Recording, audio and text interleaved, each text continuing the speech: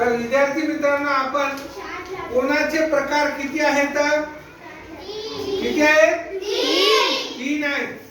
एक आहे काटकोन, दुसरा आहे लघुकोन आणि तिसरा आहे विशालकोन. विशालकोन. काटकोनाचे माप किती असते? 90 अंश. लघुकोनाचे माप 80 आणि विशालकोनाचे माप 150. हे बघा, या ठिकाणी तीन मी कोन काढलेले आहेत. तर तुम्ही पाहू शकता 90 अंशाचा हा काटकोन. काटकोन 40 अंशाचा हा कोणता कोन आहे? लघुकोन. 150 अंश मापाचा कोणता कोन आहे? विशालकोन. विशालकोन. बरं, मोठे जण. हा वर्तुळ आहे. हे काय आहे? वर्तुळ आहे. वर्तुळ. हे काय आहे? वर्तुळ. वर्तुळ कुठं कुठं आहे? वर्तुळ सगळीकडे आहे. आपल्या गाडीच्या चाकामध्ये वर्तुळ आहे. घड्याळाच्या चाकामध्ये, घड्याळामध्ये वर्तुळ आहे. आपल्या डोळ्याच्या बुबुळ हे वर्तुळ आहे. आपली पृथ्वी हे वर्तुळ आहे. वर्तुळ आहे. सूर्य हे वर्तुळ आहे. सगळे जे सूर्यमालेचे ग्रह आहेत ते सगळे काय आहेत? वर्तुळ आहे. वर्तुळ हे सगळीकडेच आहे. आणि वर्तुळामध्ये काही आकृत्या असतात. वर्तुळाच्या दोन रेषा बिंदू जोडणारा जे रेषा असते त्याला वर्तुळाचा व्यास म्हणतात. त्याला काय म्हणतात? वर्तुळाचा व्यास. व्यास. याला काय म्हणतात? वर्तुळाचा व्यास. व्यास.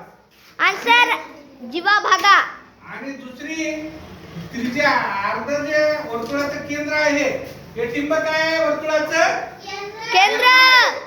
याला वर्तुळाचं केंद्र आणि वर्तुळाची वरील रेषा याला जोडणाऱ्या याला त्रिज्या म्हणतात. याला काय म्हणतात? त्रिज्या. त्रिज्या. हा काय झाला? व्यास. व्यास. व्यास. व्यास ही झाली त्रिज्या. हा आला व्यास. समजलं? हो सर. आणि हे जे वर्तुळ केंद्र, या ठिकाणी मी वर्तुळ केंद्र काढतो बघा. हे आहे वर्तुळ केंद्र. केंद्र. सर जीवा राहते. वर्तुळ केंद्र. हे वर्तुळ केंद्र आहे. काय आहे? केंद्र. समजलं? या ठिकाणी कागदात तुम्ही कागदावर कर्कटकच्या सहाय्याने तुम्ही वर्तुळ काढू शकता. या ठिकाणी पेन्सिल लावायचं, असं ते ठेवायचं आणि असं गोल केलं फिरवायचं. पेन्सिलने ते तयार होते, ते वर्तुळ झालं. समजलं? हो सर. मी तुम्हाला याच्यामध्ये आहे का, तुझ्याकडे आहे का ते दाखव. हे बघा, या ठिकाणी हे अर्धवर्तुळ आहे. हे काय आहे? अर्धवर्तुळ. अर्धवर्तुळ आहे. याच्यामध्ये तुम्ही खालून एक जोडलं की पूर्ण वर्तुळ माझ्या तयार बॅगेत होते. माझ्या बॅगेत हा, आणि तुम्ही याच्या सहाय्याने तुम्ही काय काढू शकता? वर्तुळ काढू शकता. याच्या सहाय्याने तुम्ही वर्तुळ काढू शकता. या ठिकाणी पेन्सिल लावा. अशी लावायची पेन्सिल. कशी लावायची? 2 नंबरच्या खाण्यात अशी मी लावून दाखवतो. अशी लावायची पेन्सिल इथं. समजलं? हो सर. याला असं फिट करायचं. केलं? याला फिट केलं. असं ठेवा. खाली आलं पाहिजे अजून थोडं. म्हणजे टेकलं पाहिजे ही पेन्सिल. आणि मग असं करायचं. असं गोल फिरवा. याला हलू देऊ नका. याला एका जागी स्थिर ठेवा आणि असं गोल फिरवा. हे होते तुमचं वर्तुळ तयार. आणि हे जे टेकवले ते केंद्रबिंदू झाला वर्तुळाचा. काय झाला? केंद्रबिंदू. बिंदू. हे केंद्रबिंदू. मग असं इथं टेकवलं तुम्ही आणि असं गोल काढलं. हे झालं काय तुमचं तयार झाला? वर्तुळ. आणि हे त्रिज्या आणि हे व्यास. समजलं? सर पण या ठिकाणी तुम्ही वर्तुळ अशा प्रकारे काढू शकता.